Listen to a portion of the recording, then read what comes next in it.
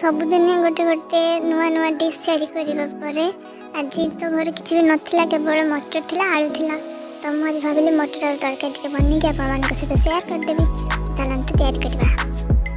तो मो वीडियो भल लगुले मो चैनल को सब्सक्राइब करेंगे, लाइक करेंगे, शेयर करेंगे। प्लीज़ मत सपोर्ट करूँ जहाँकि मुझे आगे को जापर।